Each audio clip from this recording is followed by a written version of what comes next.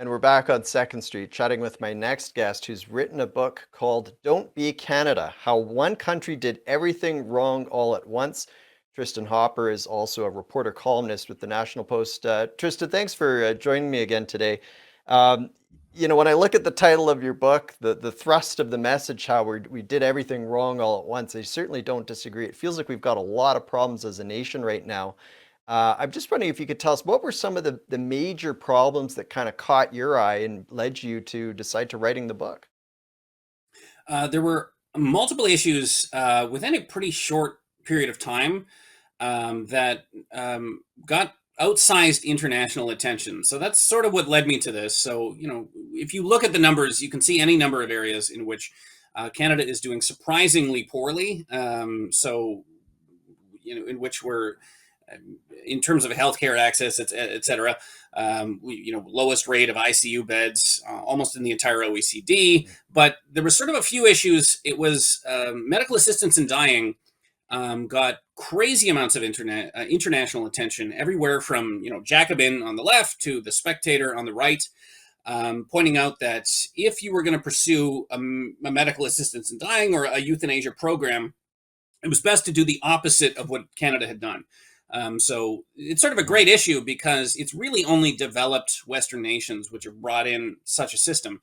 And Canada has immediately stood out for having the highest rate of increases in deaths and also the highest rate of scandals almost immediately. So it's sort of a great way to compare. You can compare it to our usual peer countries, the Netherlands, Belgium, etc. And ours went off the rails so quickly that you actually had it coming up in the UK, where the UK is looking at developing a system. And they're saying, well, whatever we do, let's do more what the Dutch or anybody except the Canadians did. And you also saw it, also crazy amounts of international attention with the online harms bill. This was the bill that was tabled by the Trudeau government just about a year ago.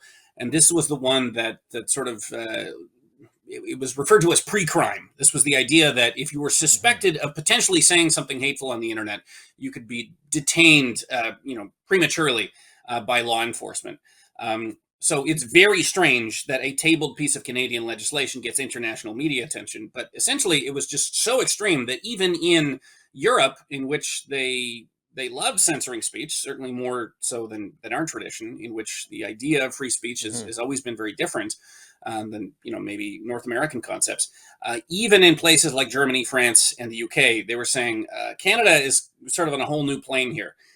So it was sort of those two issues and a bunch of others in which I was led to this issue by realizing that a lot of the world is looking at what Canada is doing, and we are sort of doing worse on any of these issues, be it drug reform, drug addiction, gender identity, online harms, any number of economic indicators. Canada is a model of what not to do, which is very new for us. Yeah, and it feels like, and I heard you make this point in a different interview, that it feels like we're making a lot more international headlines these days for the wrong reasons. And it feels like prior to, like, say, the last decade, and I'm not trying to pin this on one politician. I mean, people often talk about Justin Trudeau. I mean, there's a lot of problems happening at the provincial level and city level too. But it feels like prior to the last decade that we didn't seem to make international headlines as much. What's your If take we on were that? making a mistake, there was another country making a more extreme version of the mistake. One of the things that led me to this book is I always assumed, if we're pursuing sort of a policy that seems nutty, so like safer supply, you're just handing out effectively bottomless free opioids to drug addicts and assuming nothing's going to go wrong.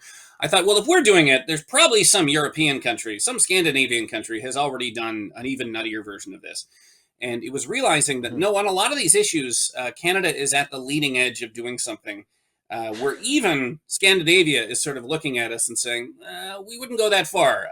We like harm reduction, but we do not like it anywhere near to the extremes you've taken it. And, for good reason, because for Yeah. most of these issues, they have immediately not played to our benefit. So we've done a whole bunch of things in the last few years that probably no one else is going to do because we failed so totally, they're never going to pick it up.